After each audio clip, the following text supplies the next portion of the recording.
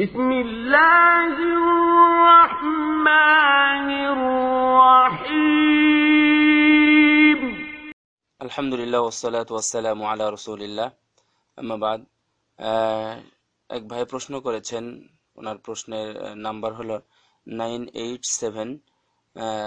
তার নাম্বারের শেষে আছে উনি প্রশ্ন করেছেন যে বাপ মা যদি মারা যায় তাহলে ছোট ভাই বোনদের দেখাশোনার দায়িত্ব বড় ভাইয়ের উপর কতটুকুন এটা অবশ্য বিবেকের উপরে ছেড়ে দিতে হবে তারপরে রাসূল সাল্লাল্লাহু আলাইহি ওয়াসাল্লামের একটা হাদিস আমরা পাই এটা সহিহ বুখারীর 4052 নম্বর হাদিসে জাবের রাদিয়াল্লাহু তাআলা আনহু উনি রাসূল সাল্লাল্লাহু আলাইহি ওয়াসাল্লামের কাছে আসলে রাসূল সাল্লাল্লাহু আলাইহি ওয়াসাল্লাম জিজ্ঞাসা করলেন জাবের তুমি কি বিয়ে করেছো উনি বললেন জি আমি বিয়ে করেছি রাসূল বললেন যে কি মানে বাকেরা না সাইয়্যিবা মানে মেয়ে অর্থাৎ নতুন বিবাহিত মহিলা না পূর্বে বিবাহিত মহিলা বাকেরা সাইবা বুঝেন আপনারা যে বিধবা বা তালাকপ্রাপ্ত এটা হলো সাইবা এবং বাকেরা হলো যেটা মানে প্রথম বিয়ে হলো আর কি তো উনি বললেন যে জি আমি সাইয়্যিবাকে বিয়ে করেছি তখন রাসূল সাল্লাল্লাহু আলাইহি ওয়াসাল্লাম বললেন যে নাকি এটা কি করলে তুমি যদি বাকেরাকে বিয়ে করতে অর্থাৎ প্রথম বিবাহ করতে তাহলে এটা ভালো হতো তুমি তার সাথে খেলাধুলা করতে সেও তোমার সাথে খেলাধুলা করতো তখন উনি বললেন যে রাসূল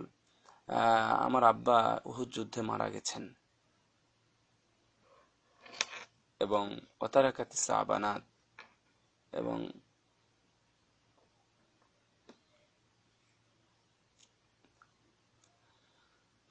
আস্তাগফিরুল্লাহ 9 বোন এবং 9 ভাই রেখে গেছেন তো আমি চাই যে তারা যেন তাদের কাছে মানুষ হয় তখন রাসূল সাল্লাল্লাহু আলাইহি ওয়াসাল্লাম বললেন যে আসবতা জাবের তুমি খুবই ভালো কাজ করেছো তুমি ঠিক কাজ করেছো এখান থেকে বোঝা যায় রাসূল সাল্লাল্লাহু আলাইহি ওয়াসাল্লাম এটা বললেন না যে এই দায়িত্ব তো তোমার না তো সুতরাং এই দায়িত্বটা যারা বড় থাকে তাদেরই হয়ে যায় এটা অবশ্যই দায়িত্ব আল্লাহ রাব্বুল আলামিন আমাদের দায়িত্ব বোঝার এবং পালন করার তৌফিক দান করুক এই হাদিস থেকেই আমি আপনাকে বলতেছি যে ছোট ভাই বোন থাকলে তারা যে পর্যায়ে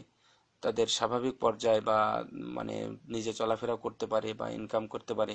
এ পর্যন্ত দেখাশোনা করা উচিত এবং দেখাশোনা করতে হবে আল্লাহু আ'লাম সাল্লাল্লাহু আলা নবিয়িনা